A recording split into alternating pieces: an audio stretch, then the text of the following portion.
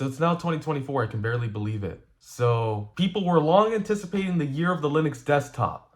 Well, the year of the Linux desktop, for me at least, was actually 2023. So I'm not certain when the year of the Linux desktop is going to happen. But one thing I am certain about is Yuno Gasai is the #1 yandere. Alright folks, it's Steve Star here of Gateway Star. And in this video, I'm basically going to talk about my Linux journey and stuff. So what is Linux? Linux is kind of an operating system.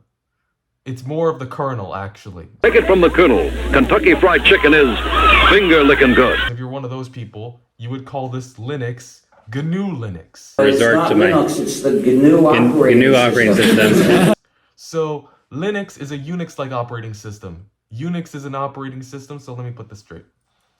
Unix is like a wolf. Linux is like a dog.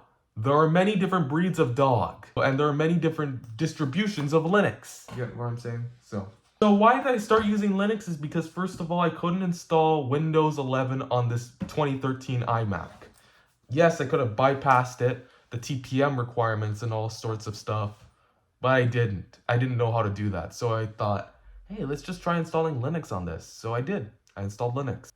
I started off with Ubuntu, then I switched over to Linux Mint, and then I switched back to Ubuntu, and then I switched back to Linux Mint, but this time the Debian edition, then I switched to Debian, but Debian was a little too outdated, so I switched over to Arch Linux. I kind of switched to Fedora, but one of my computers still uses Arch, and I switched to Fedora on one of them. So I'm at the moment I use Arch, by the way, and Fedora, and Windows. But that's besides the point.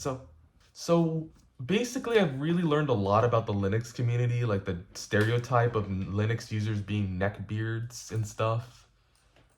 Like the femboys. I swear I'm not a femboy, guys. I will never be. I'm too Christian for that.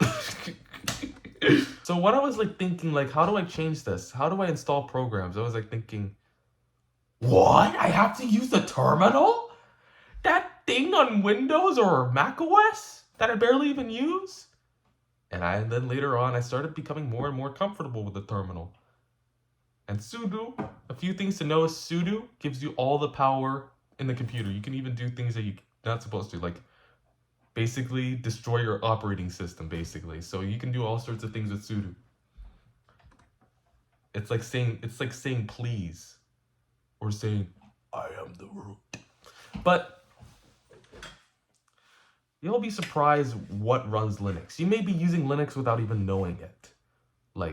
Your Steam Deck, your Android phone, your Android TV, your Fire TV, all of those run Linux.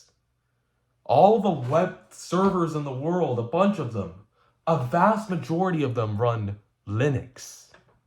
Even mine. So